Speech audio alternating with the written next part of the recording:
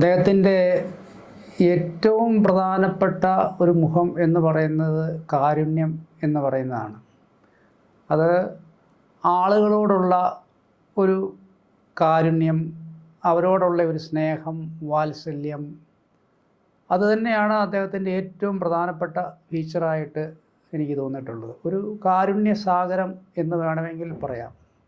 ഏത് സന്ദർഭത്തിലും ഏതൊരാൾക്കും ഒരു സഹായം, അതിപ്പോൾ ഉമ്മൻചാണ്ടി സാറിൻ്റെ അടുത്ത് ഒരാൾ ഒരു സഹായത്തിന് വന്നെങ്കിൽ അവർ എഴുതി തയ്യാറാക്കിക്കൊണ്ടുവന്ന ഒരു കടലാസ് വേണമെന്നൊന്നുമില്ല.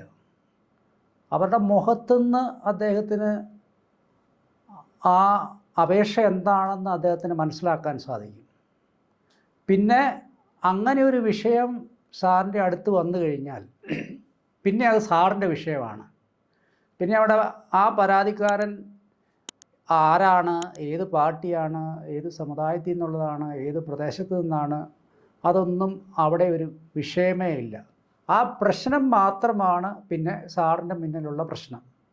പിന്നെ ആ പ്രശ്നം പരിഹരിക്കാനായിട്ടുള്ള ശ്രമങ്ങളാണ്. അതിനു വേണ്ടിയിട്ട് ഏതൊക്കെ മാർഗങ്ങൾ പറ്റുമോ ആ മാർഗങ്ങളെല്ലാം അദ്ദേഹം സ്വീകരിച്ചിരിക്കും. അതിപ്പോൾ അദ്ദേഹത്തിൻ്റെ ഏറ്റവും ഒരു ബുദ്ധിമുട്ടേറിയ സന്ദർഭത്തിൽ ആണെങ്കിൽ പോലും അത് ഉറപ്പായിട്ടും ഒരു നീറുപോലെ ആ വിഷയത്തിൻ്റെ പിന്നാലെ അദ്ദേഹം പോവുകയും അതിന് ഒരു പരിഹാരമുണ്ടാക്കുകയും ആ പരിഹാരമുണ്ടാക്കിയെന്ന് അവരെ വിളിച്ച് അറിയിക്കുകയും ചെയ്യും.